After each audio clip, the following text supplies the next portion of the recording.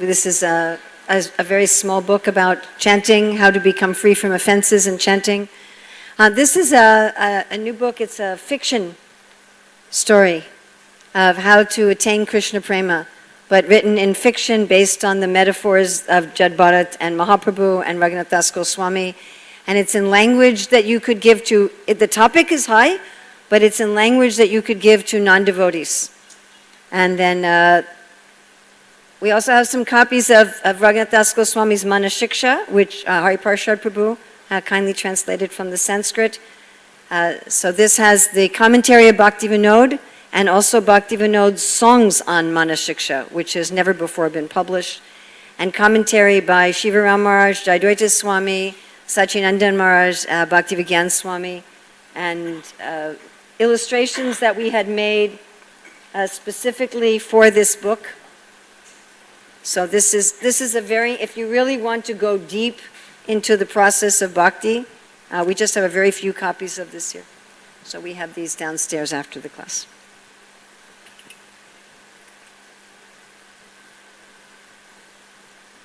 And thank you for having me again here in Chowpatty after so many years. The temple just keeps getting better and better and better.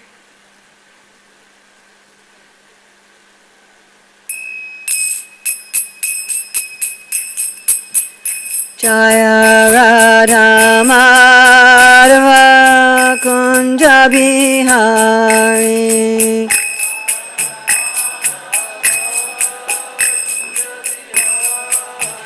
Jaya Radha Madhava Kunja Bihari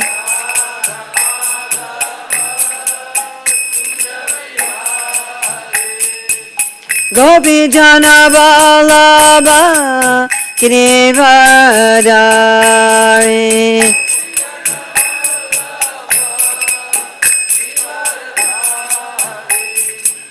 Gopi Jana Vallabha Girivardhari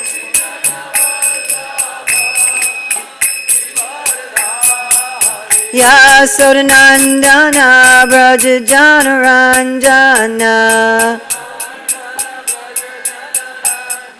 Yasodanandana Brajajana Ranjana Yamuna Tiravanachari Yamuna Tiravanachari Jaya Radha Madhava Kunja Bihari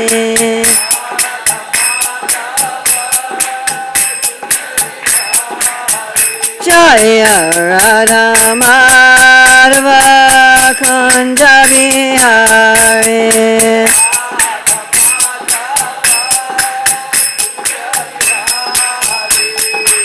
Gopi Jana Vallabha Girivardhari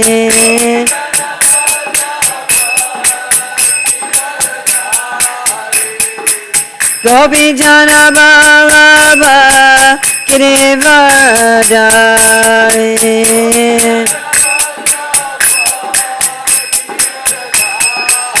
Yasodanandana Brajajana Ranjana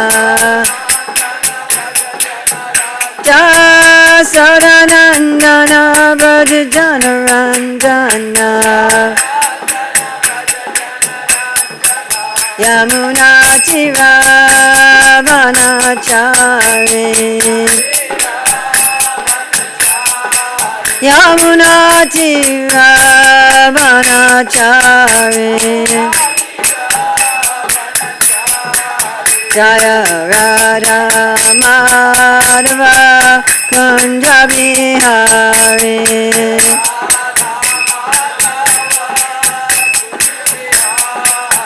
Jaya Radha Madhava Kunja Bihari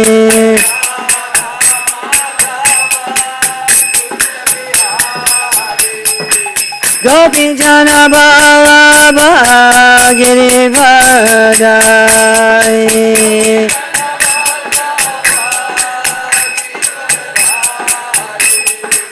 Gopijana Vallabha Girivardhari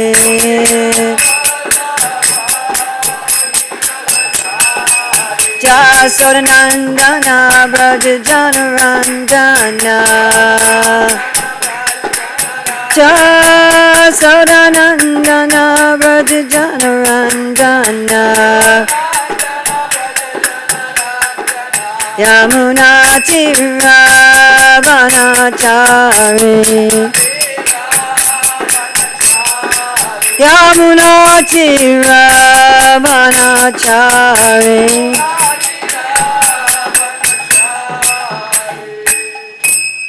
Jayam Vishnupad Paramahamsa Parivrajikacharya Asatara Satasri Srimad Sivangai Sesi Bhaktivedanta Swami Maharaj Prabhupada Ki Jai ISKCON Founder Acharya Srila Prabhupada Ki Jai Anantakoti Vaishnava Vrinda Ki Jai Namacharya Srila Haridas Thakur Ki Jai Prem Shri Gaur Shri Krishna Chaitanya Prabhu Nityananda Shri Dvaita Gadadhar Shivasadi Gaur Bhaktivinoda Ki Jai Shri Shri Radha Krishna Go Gopinath Shai Mukunda Radha Kunda Giri Govardhana Ki Jai Vrindavan Dhama Ki Jai Mathura Dhama Ki Jai Navadvip Mayapur Dhama Ki Jai Jagannath Puri Dhama Ki Jai Gangamai Juna Devi Ki Jai Bhakti Devi Ki Jai Tulsi Maharani Ki Jai Samaveta Bhaktivinoda Ki Jai Gaur Premanande.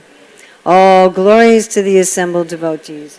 All glories to the assembled devotees. All glories to the assembled devotees.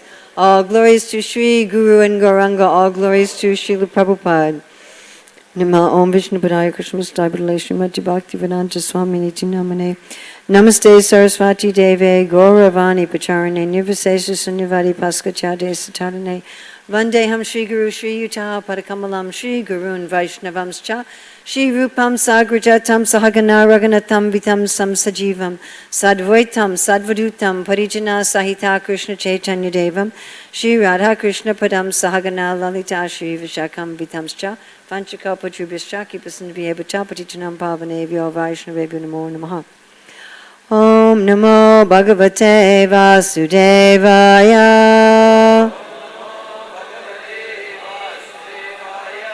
Om Namo Bhagavate Vasudevaya Om Namo Bhagavate Vasudevaya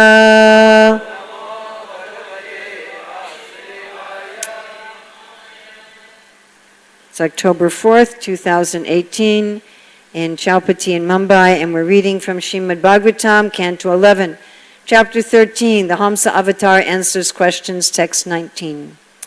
Samam achintaya deva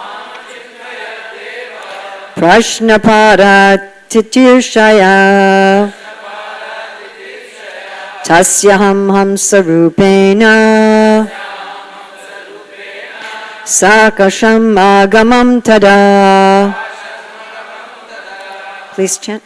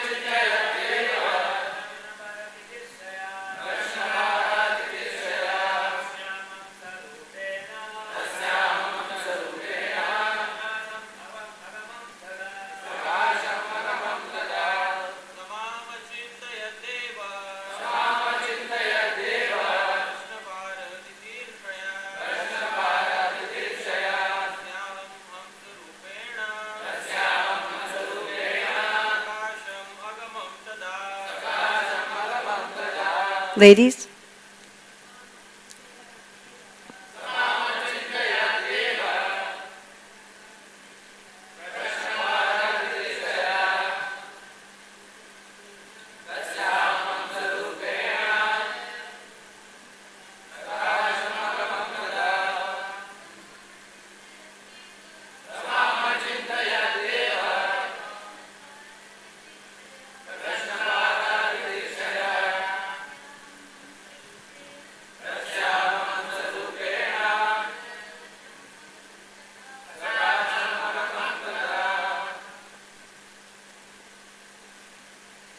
What time does the class end again?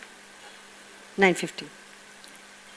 Saha, he, Lord Brahma, Mam, me, Achintayat, remembered, Devaha, the original demigod, Prashna, of the question, Para, the end conclusion, the answer, Titirshaya, with a desire to attain, understand.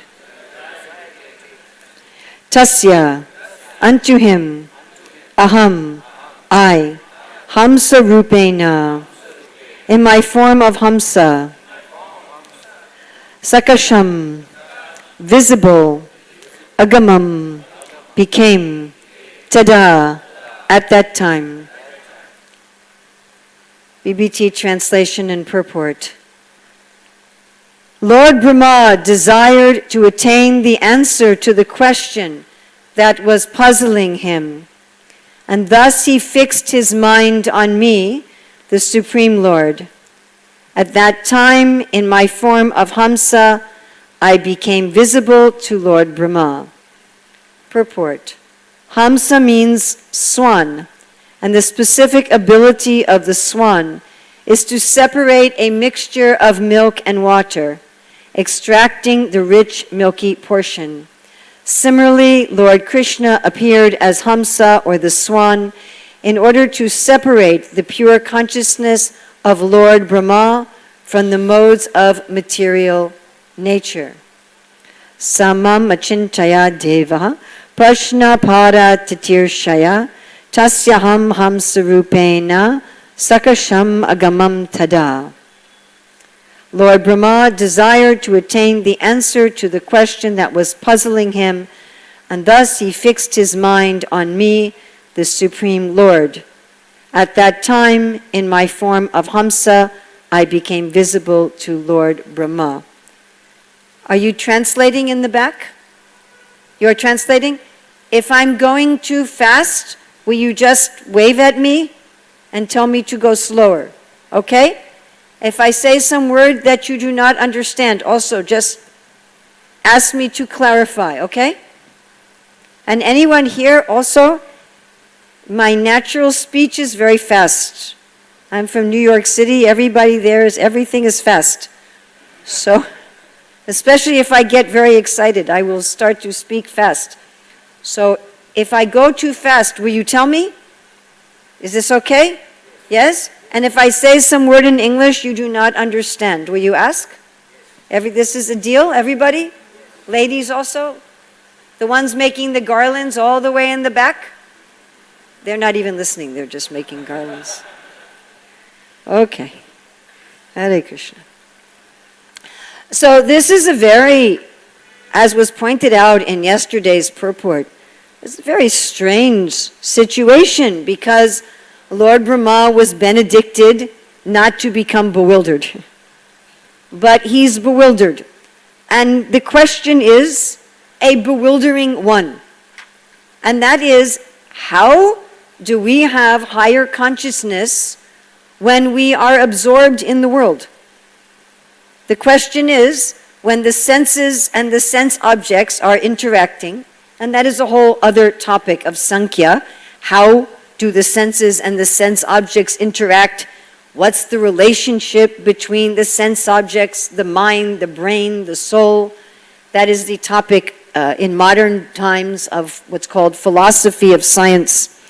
So in this very complicated understanding of the relationship between the senses and the mind and the sense objects, how can we have higher consciousness? Now this is the question.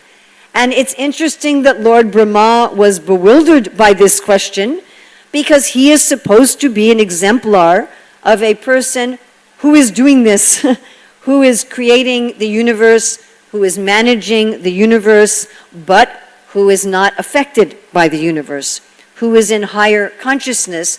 So surely he must know how he is doing what he is doing. Huh? Of course, sometimes if we become very expert at doing something, we no longer know how we are doing it. Isn't it? This is a problem in education. So, as Prabhu mentioned, so I wrote a literacy program to teach children how to read English. And it was a big controversy, still is somewhat of a controversy, how to teach reading. Should you teach the children to make the sounds, you know, da, e, dear, or do you just teach them to look at the word and recognize it? Because when we are an expert reader, we are not thinking of the sounds of the letters. In fact, we are not even reading single words. We are reading whole phrases. We are reading 3 to 5 words at a time just by glance. And then because of our experience with the format of what we are reading and the language and so many things, our mind is anticipating the next phrase. While we are reading the current phrase, I'm giving you all a little education in literacy pedagogy here, and only if the next phrase does not meet our expectations do we kind of stop. So it was thought, well, expert readers read like this, therefore we should teach the children from the beginning to read like this. And it was a complete failure. You had to teach the children how to read by sounding out the letters. And the expert reader has to act as if they are a beginning reader. Like we say, the Uttam Bhakta has to act like the Madhyam Bhakta to preach.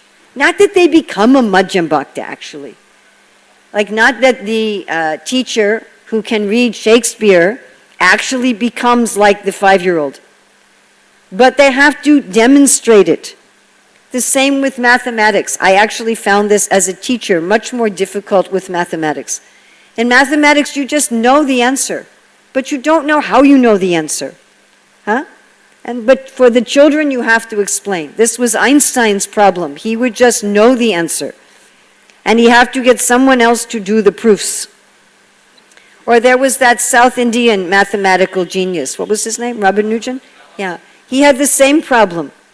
He could just understand. He said by worshiping the Lord, and that is exactly what we're going to look at today.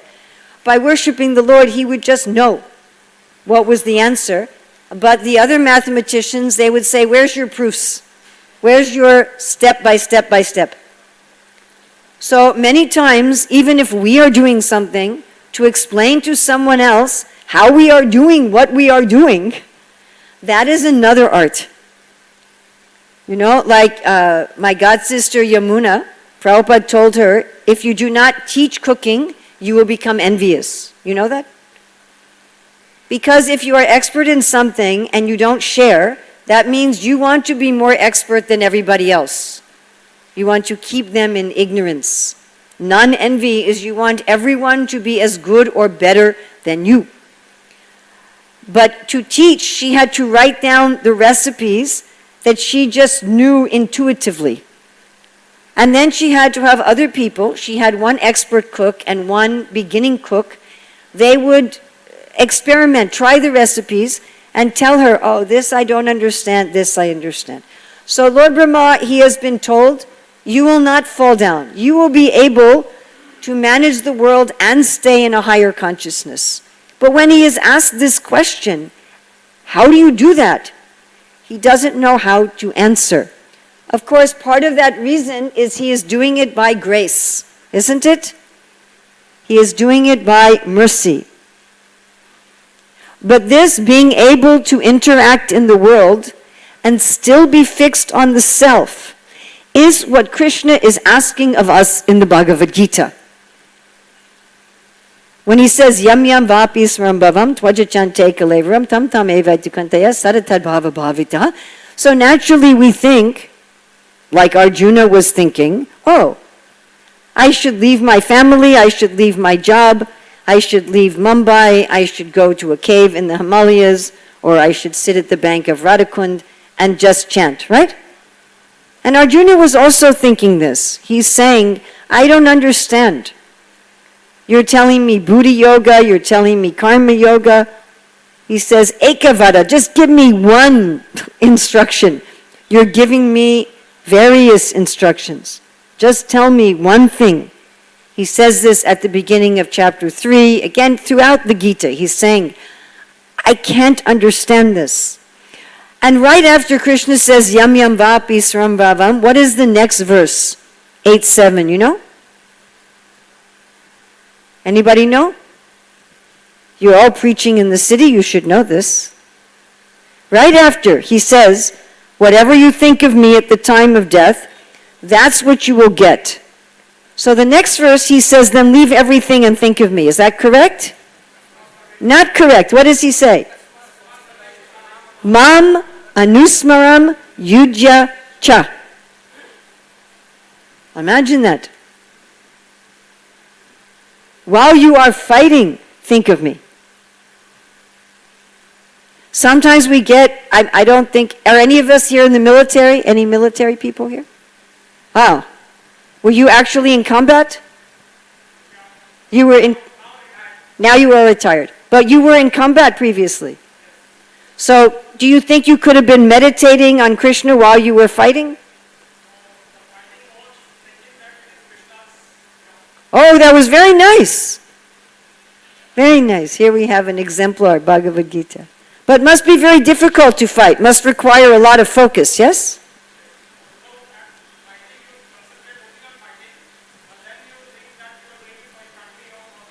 Aha, but so it's not simultaneous. Yeah, it's consecutive. Just like I visited a school in, you all understand? Simultaneous and consecutive, yeah? I visited a school in London, not a Hare Krishna school. What a nice school, oh my goodness. We should have Hare Krishna schools as nice as this school.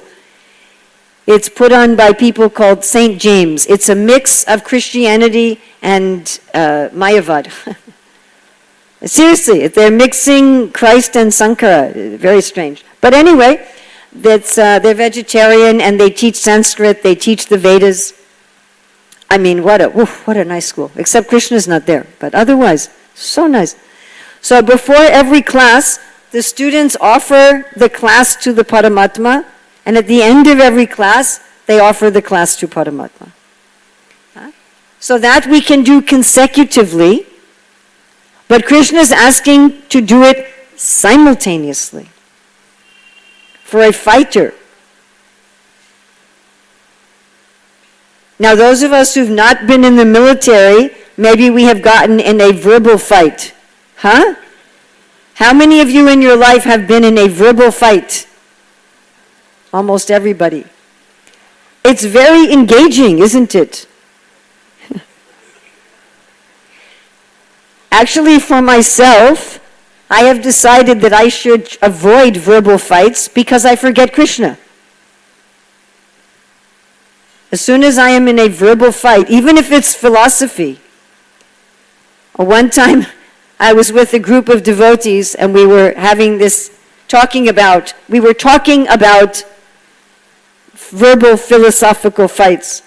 And one of the devotees, Shamaka Rishi, who runs our Oxford Hindu Center, he said, when we engage like this, we forget about the blue boy playing his flute. And I said, you know, you're right. When I get really wrapped up in some philosophical fight, even it's about Shastra, I just forget about the little blue boy playing his flute. Like, completely. So I thought, I cannot do this. I cannot do this instruction of Krishna, Mam Anusmaram Yujicha. I find it very difficult. But this is what Krishna is asking for. And this is the question put before Lord Brahma. How do you do this? And my dear friends, if we can't figure out how to do this, we will never make the world Krishna conscious. There's a lot of discussion in our movement about how to spread Krishna consciousness to all the people of the world. Yes? And people say, well, maybe if we play guitars and serve pizza, but I say we already are serving pizza and playing guitars. That's already happening. And so many people are wearing trousers. I say that is not the problem. The problem is we don't teach people mam anusmram yujicha. We don't teach people how do you be in transcendental consciousness while you are interacting with the senses and the sense objects. How do you do this? What is the process?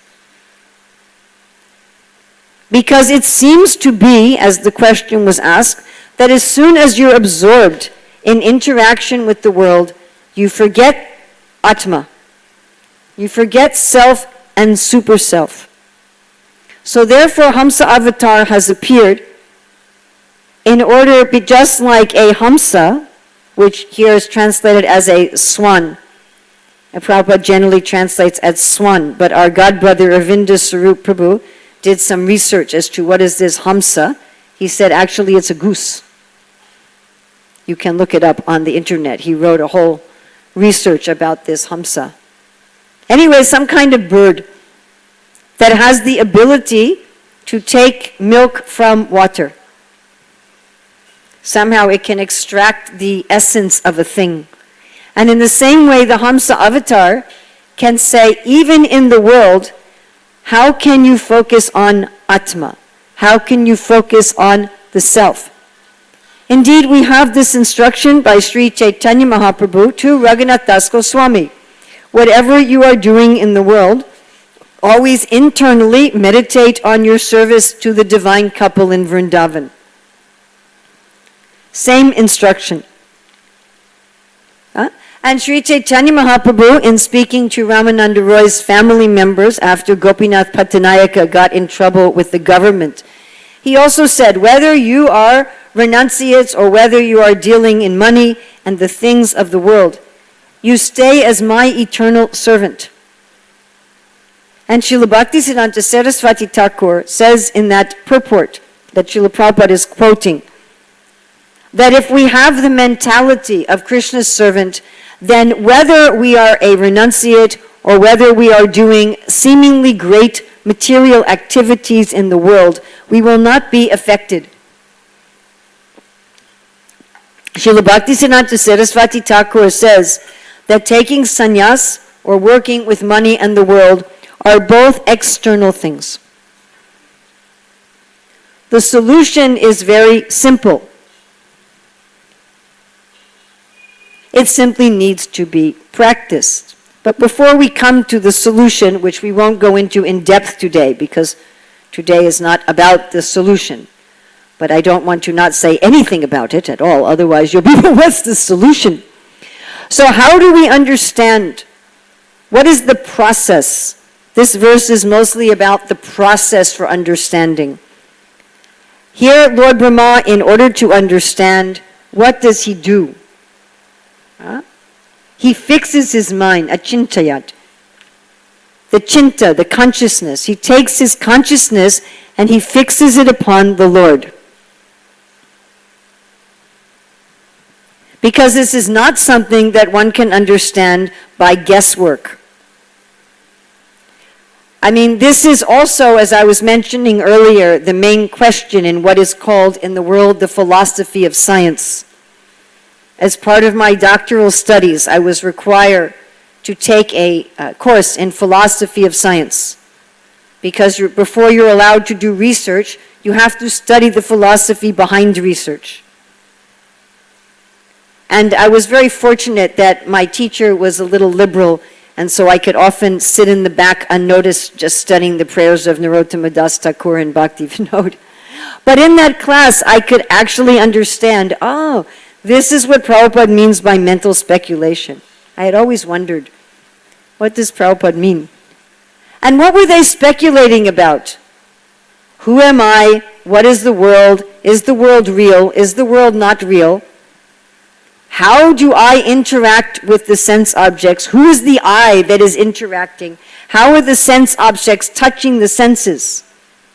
Because you know, the sense objects don't touch the senses directly. You know that, right? Just like in a dream, you can dream that you are eating. I have dreamed that I was eating, yes? And when you dream you are eating, you are tasting the food like you are eating. But there's no food going in the mouth. So where is the sense perception happening? So they're all speculating on these things.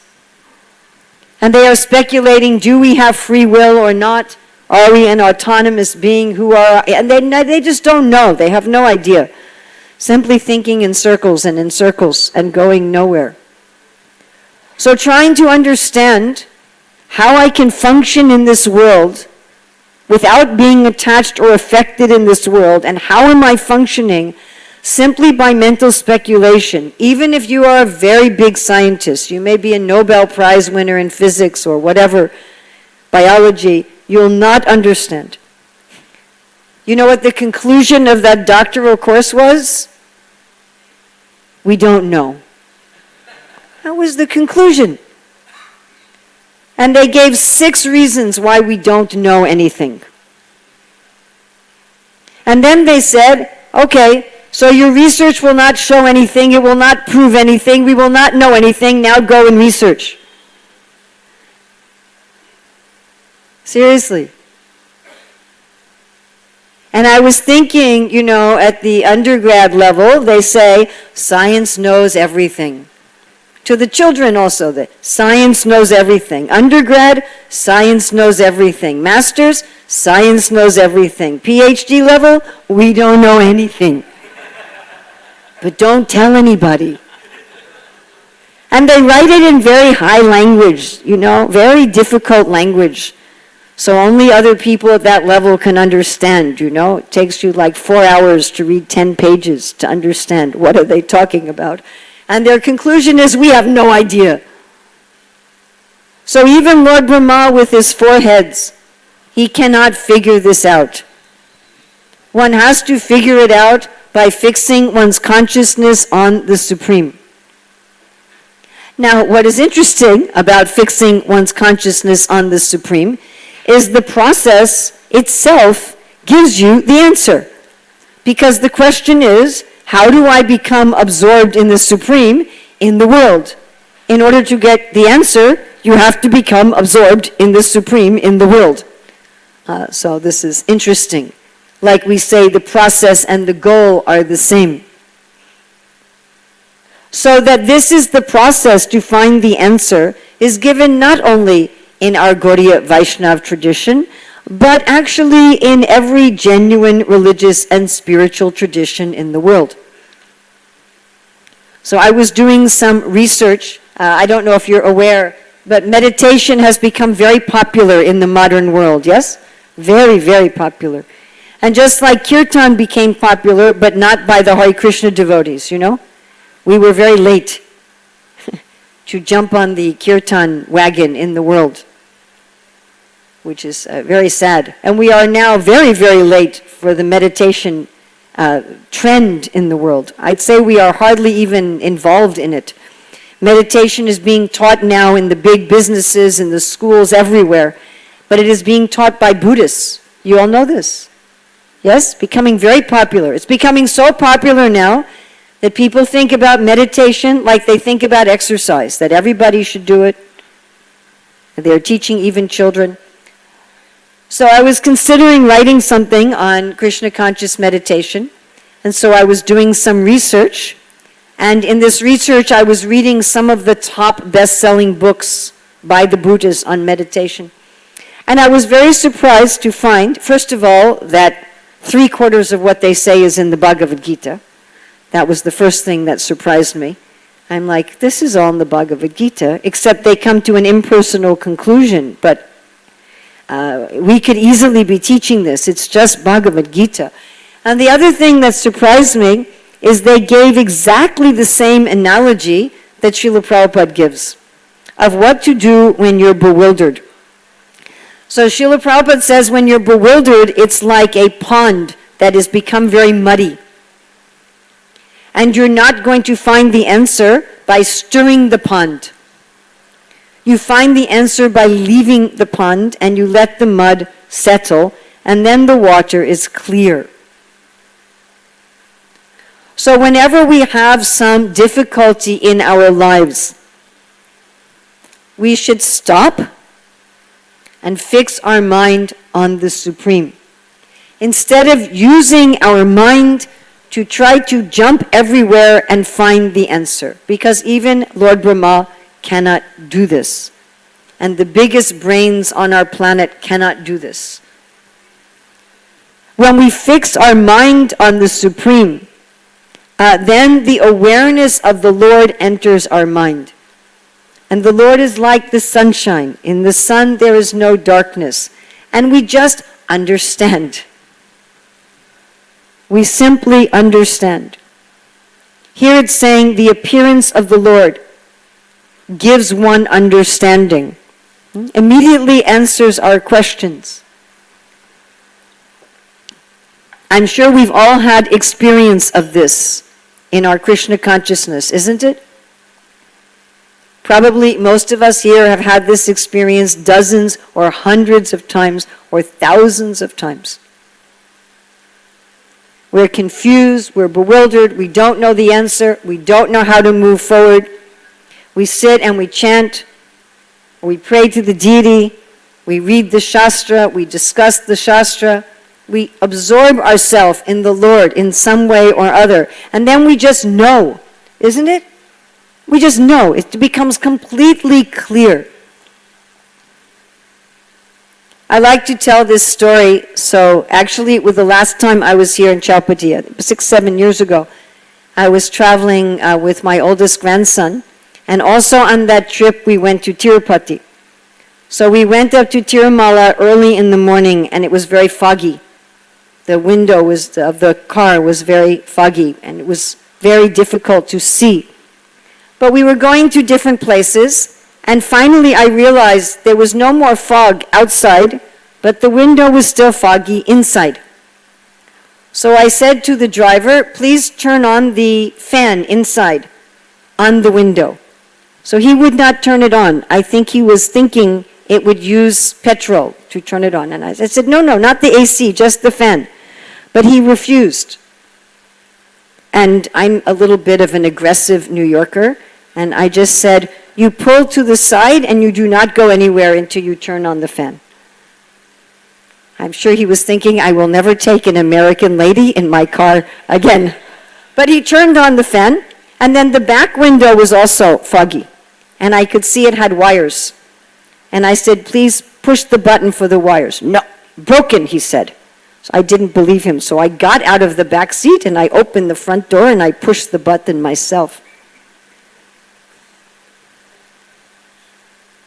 You know, it's a useful quality back in the 70s to go out to the airport and sell Prabhupada's books in the airport. I tried to use my nature in service. But anyway, so he turned on the wire and the back window also became clear, because the fog outside was gone. So often we think the problem is external to us. We think the problem is, oh, I don't have enough money, this person is not treating me properly, you know, I have this disease. We're thinking the problem is something outside of ourselves. But the fog is inside the car. The fog is inside the car. Lord Brahma's prayers in the 14th chapter of the 10th canto, Prabhupada writing in Krishna book, he says, Maya exists only within the mind. As Krishna says in the Chatur Shloka, whatever appears to be of value, if it is without relation to me, it has no reality. Know it to be my illusory energy, that reflection which appears to be in darkness. Maya is not a thing. It is a consciousness. It is a consciousness of seeing the world separate from the Lord, or seeing myself separate from the Lord. The problem is not interacting with the sense objects. The problem is seeing myself as a materialistic being and the sense objects as separate from Krishna, as seeing them as sense objects. That is the problem. Oh, that is an object. I am a material being, and that is an object for the satisfaction of my senses. Yes, it is a fact. When we are absorbed like that, we cannot see the Lord. But when we see the Lord, when we are aware of the Lord, when we fix our mind on the Lord, then we can understand, I am a spiritual being. Jivara Swarupaya Krishnara Nichidhasha. Mamaivam so jiva loke jiva bhuta sanatana. I am a spiritual being. And Krishna is everywhere. Maya tatamidam sarvam jagadavyakti murtina matstani sarvabhutani nachaham te savastitaha. But we understand this, my dear friends, not through philosophy. That is a different yoga. That is Gyan Yoga. The way that we see that I am a spiritual being and that everything, Sarva Kalamidam Brahma, that everything is spiritual, is Premanjana Charita Bhakti Vilochanena Santa Sadaiva Hridayeshu Vilokayanti Yam Shama Suntramacincha Gunasarupam. Through attachment, Maya Shaktamana Partha, we're not fixing our mind on the Lord like the Astanga yogis. They are doing this mechanically. It can be done mechanically. The body, human body is designed that if you breathe a certain way, you sit a certain way, mechanically you can realize the self. But most people, this is a very difficult job. I was giving a class in America, in Michigan, and in the audience there was one martial arts teacher, and when we were talking about Astanga Yoga, he said, this is like what I teach in martial arts. If you stand, you have a certain posture and a certain breathing, a certain way of using the mind. You transcend the body. He said, but none of my students have the patience or the interest in learning the actual traditional martial arts process.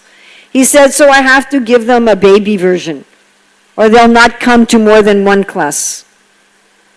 But you give them a baby version, they will stay babies, isn't it? Yeah. So mechanical system, maybe 20, 30 people on the planet today can do this. And anyway, Krishna doesn't so much recommend it. Right? Yogi namapi sarvesham madgaten antaratvana shraddhavam bhajate yomam sama yukta samopataha. And Arjuna's not even, Chantalahimana Krishna, I don't think I can do this mechanically. So we're not fixing our mind mechanically. We're trying to fix our mind through attachment. We're trying to get attached to the deities.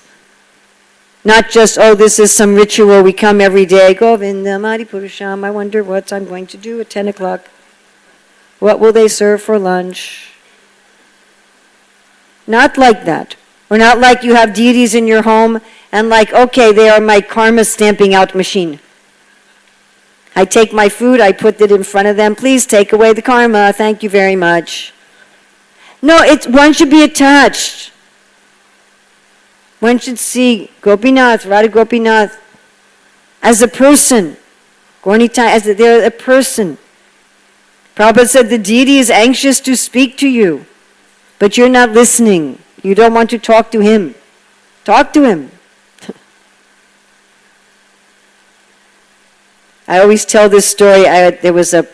I had some difficulty in the Vrindavan temple, something I thought was not right, and I tried to fix it for many years.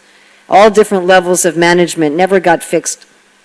So I don't know if you know my godbrother Burjan Prabhu. Anyway, he was there, and I complained to him. And he said, but this is not your concern. I said, but it bothers me. He said, but you have gone to all the authorities, nothing more you can do. I said, still bothers me. He said, then talk to Balaram. I'm like, why Balaram? He said, well, everybody's at Radhashyam's altar, but it's Krishna Balaram temple. So, okay. I said, but why Balaram? He said, well, he's the older brother. So I went to Balaram. I said, Balaram, there's this problem in the temple. And I've talked to all the management and still it's not going away. You're here. So Sarvadharman parichaja, I'm surrendering to you. And yada yada hi dharmasya glanir bhavati bharata bhutanam adharmasya. You're going to take care of this. And within a few months it was taken care of without anything further on my part. So talk to the deity. Meditate on the deity as a person. They're people. The holy name is a person. The prasadam we eat, it's a gift from a person. All the service we're doing, they're making the garlands. It's for a person. Get some attachment. When we read, Prabhupada said, if when we're chanting, we cannot remember Krishna's leelas, then our chanting is inattentive and is neglectful. Prabhupada defined neglectful, inattentive chanting as when we are chanting, we do not naturally remember Krishna's pastimes. I can read you the verse, the quote if you like. Actually, I don't have my phone with me, but I could get it for you. So this is the process of bhakti, Maya Shakta Manapartha. That is how we fix our mind on Krishna, with attachment. And that can be done by anyone, even some strong-minded New York lady. Anybody. You don't have to be some, Pukka South Indian Brahmin for 35 generations. Right? Prabhupada says even a dog, even a child. I like to tell this story also. We had the Gurukul children were playing hide and seek in our house, and my granddaughter, who was 3, she went up to the deities and she said, Gornitai, where is Mukunda hiding? Even a child can fix their mind on Krishna with attachment. Anyone. Prabhupada gave a talk on this verse, Maya Shakta Manapartha, in Sanan, India. And he said, we all know what is attachment, yes? Everybody knows. We are attached to our parents, to our spouse, to our children, to our computer, to our phone, to something, we are attached. Become attached to Krishna. If I can become attached to another jiva, everybody here has been attached to another jiva, I think, yes? At least your mother, your father, yeah? An attachment to a jiva can be so strong. Romantic attachment is very strong. People do really crazy things. Or attachment to a child also, very strong. And they're just a little part of Krishna. So Prabhupada said we already know how to be attached. We don't have to be, it's not something, how do I become attached to Krishna? And then we fix our mind on him and then we understand. It's just really that simple. As Prabhupada said, simple for the simple. Of course, how to fix our mind on Krishna, we have to go to Shastra. You can't just make up your own process. Has to be Sadhu Shastra Guru, always. But it was interesting, I was just reading a conversation where Prabhupada said, if someone asks you, how do you know what you're doing is right? What will you say? Oh, I have heard from my Guru. Prabhupada says, no, that is blind faith in Guru. How do you know? If someone says, well, have you seen Krishna? Oh, we have read in the Shastra. Prabhupada said, that is blind faith. What is your experience? So it has to be based on Guru Sadhu Shastra, not that you make up some experience. So many people making up, oh, I have had this experience. But we need to have pratyaksha avagamam dharmam. We need to have an experience of Krishna. That should be our goal. That is the purpose of our chanting, the purpose of our japa, our gayatri, our puja, our study of Bhagavatam. Bhagavatam is Krishna himself, is to realize that. And then automatically, as an extra perk, one understands. One should not even be worshipping Krishna to understand. One should be worshipping Krishna ultimately just to love Krishna. And naturally, Jnana and Vairag occur as a side effect. So this is the beauty of bhakti. What the great scientists cannot understand, Right? Pantastu koti satavatsara sampragamyo vayoratapi manaso munipungavanam sopastiyat papadasimniyava chinchitatve. They cannot reach, Rupa Goswami says, although Brahma in deep samadhi, he still cannot see your toe tips. He said, but I've heard of your mercy, so I am desiring this anyway. What the great scientists cannot understand with 4 heads, with 4 PhDs, with, 500 IQ, we can understand just by attentive chanting of Hare Krishna, Krishna Krishna, Hare Hare, Hare Rama, Rama Rama, Hare Hare. Questions, comments, additions, subtractions, corrections? Yes, Prabhu. Is there a mic? A wandering mic?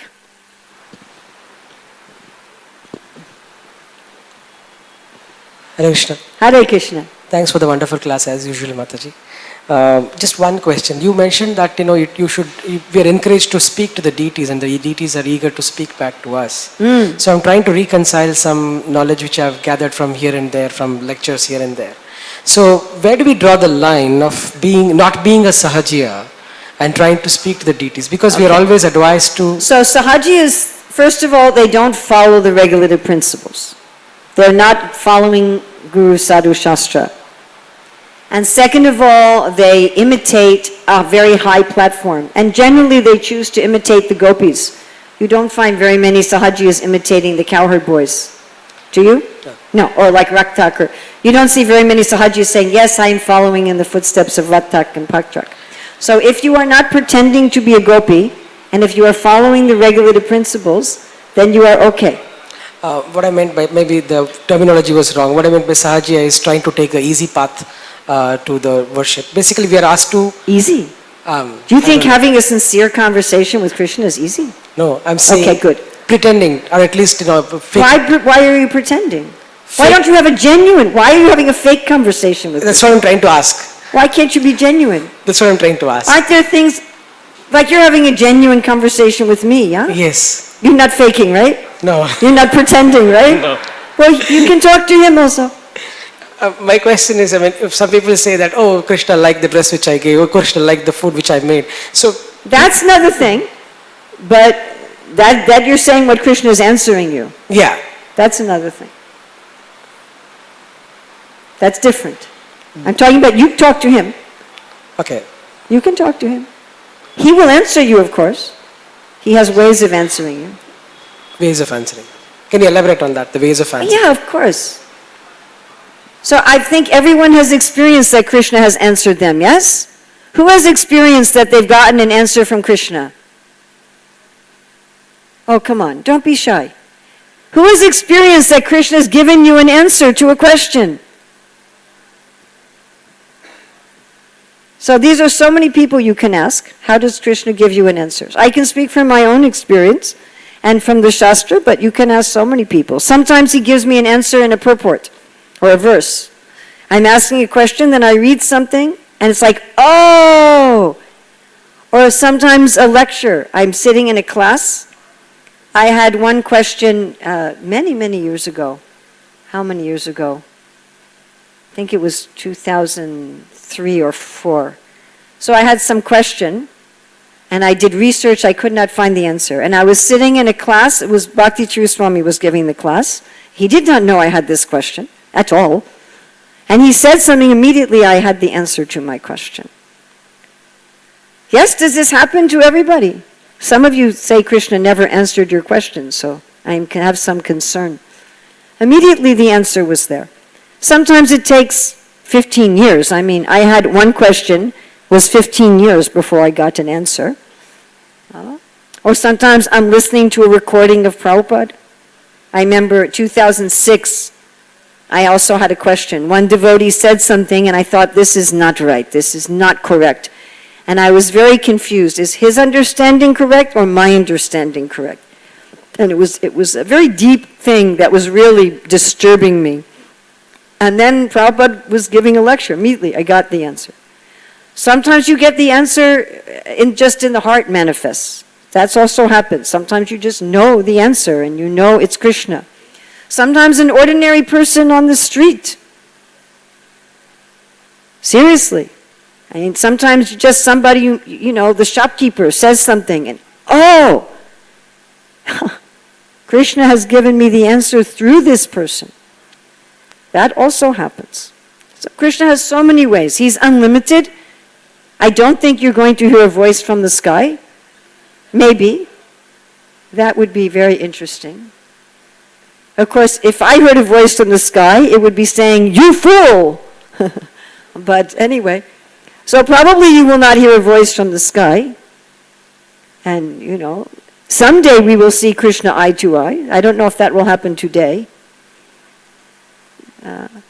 But he has so many ways. And he makes it very clear. When Krishna is giving you an answer, he makes it very clear. You know, without any doubt, that Krishna is answering you. Yes. But you can talk sincerely to Krishna, of course. And if you're worried that what you say to Krishna will be improper, you can speak to him the authorized prayers. You can read to him the prayer. But do talk to him. I mean, when we are chanting Hare Krishna to the deity, we are talking to the deity. We're not just having fun making music. You understand? Actually, it's in the vocative. We're actually speaking. Hare Krishna. We're speaking to Krishna.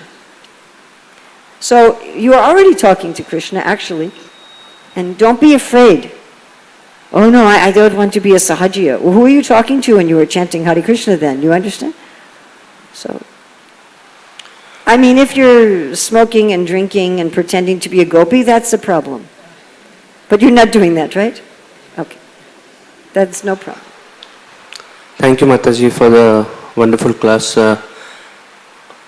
We're ending now, yeah? Or you're asking a question, or we're ending now? Do we have time for another question? Okay. Another question back there from the warrior. But he'll first, and then we'll get the warrior. Yes?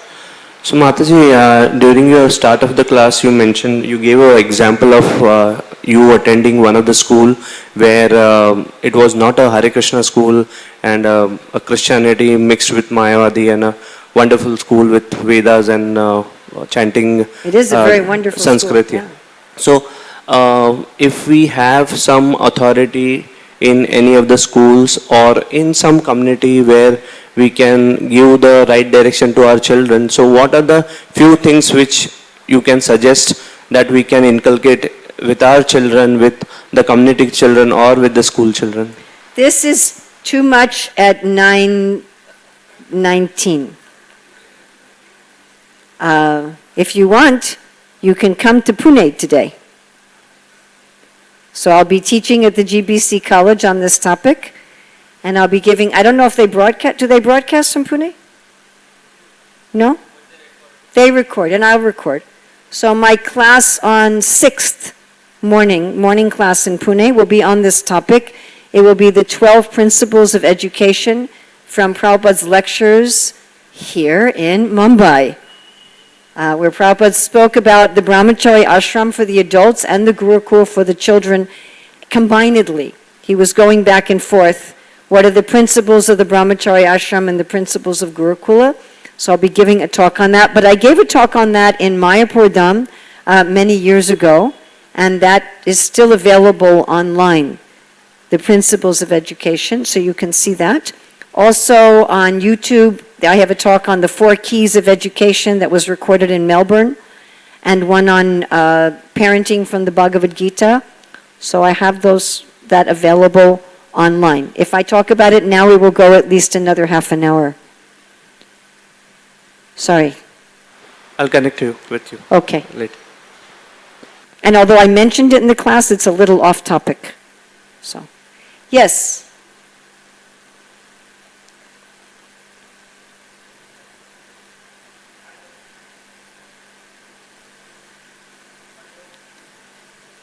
Just speak. This needs to be the last question. Yes. So thank you for this wonderful talk. Primarily, I just had 2 points or 2 things to clarify. Firstly, the answer you get from Krishna. So it should be in conformity with the Shastra, because Absolutely.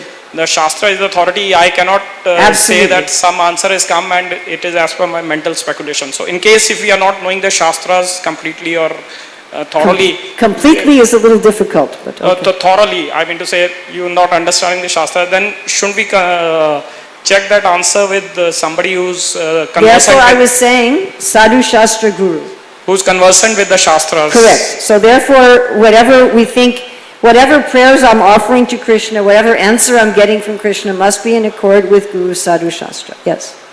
And second point, as you are mentioning about meditation, and you were saying like the Buddhists have,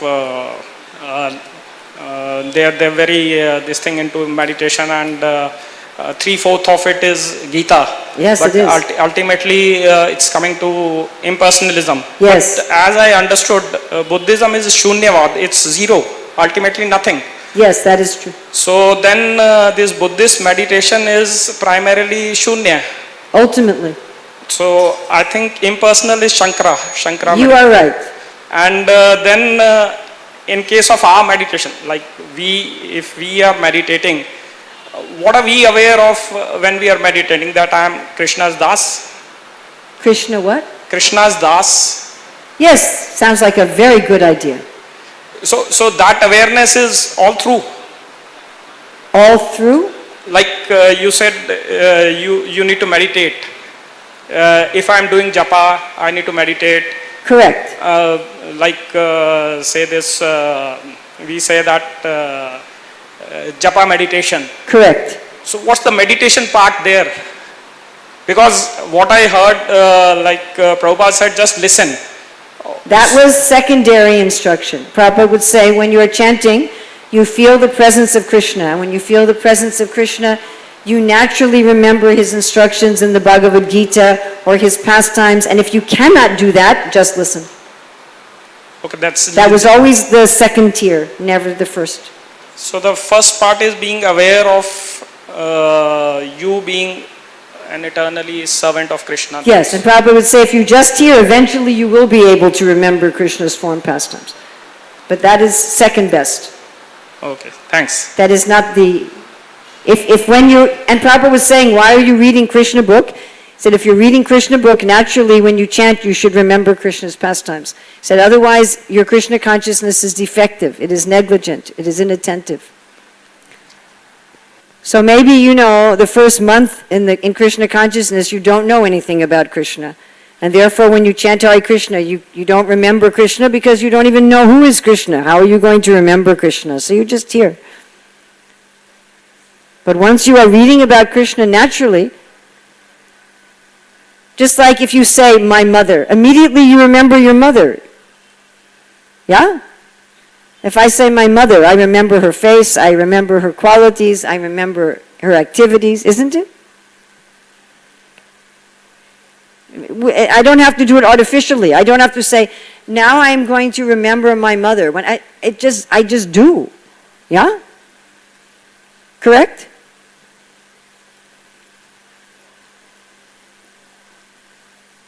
So that is the idea, that as soon as we say Hare Krishna, immediately we remember. Prabhupada is saying, like you're seeing the deity. He said, can't you remember the deity while you are chanting? But if you cannot do that, then just hear. Okay, I think we need to end. So thank you very much. Srila Prabhupada Ki Jai. Again, we have some... Thank you, Hare Krishna. Again, we have some books downstairs if anybody would like to get a book.